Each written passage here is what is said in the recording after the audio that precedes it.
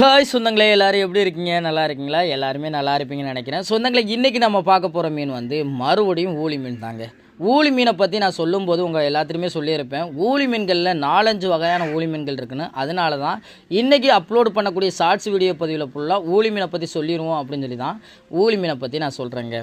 இதுக்கு முன்னாடி பார்த்தது கரை ஊளி. இப்போ நம்ம பார்க்க போகிறது வந்து ஊளி மீன்லேயே தடிய மீன் சொல்லுவோம். நான் உங்கள்கிட்ட சொன்னேன்ல, ஊளி மீன்களை பார்க்குறதுக்கு எல்லாமே ஒரே மாதிரி தான் இருக்கும். அதோடைய நிறங்களை வச்சு தான் நம்ம கண்டுபிடிக்கணும். இந்த ஊளி மீனுடைய நிறத்தை நீங்கள் பார்த்துக்கங்க. அப்படி பச்சை கருப்புலாம் கலந்த மாதிரி இருக்கும். வால் பகுதியில் மஞ்சள் அடிச்சிருக்கும். இதைத்தான் மஞ்சள் வால் தடின்னு சொல்லுவோம். இந்த மீனுடைய டேஸ்ட் வந்து ரொம்ப ரொம்ப நல்லா இருக்கும் சொந்தங்களே. எந்த அளவுக்கு நல்லா இருக்கும்னா, நான் வஞ்சர மீனை பற்றி சொல்லியிருப்பேன். சின்ன வஞ்சர மீனுடைய டேஸ்ட் நல்லா இருக்காது. வஞ்சர மீனை பொறுத்தவரையும் பெருசாக தான் டேஸ்ட் நல்லா இருக்கணும். அதே மாதிரி தான் இந்த தடியன் மீனுடைய டேஸ்ட்டுமே. நீங்கள் இந்த தடிய மீன் பார்த்துருக்கீங்களா? வாங்கி சாப்பிட்ருக்கீங்களா? வாங்கி சாப்பிட்டா என்ன விலைக்கு வாங்கி சாப்பிட்ருக்கீங்க?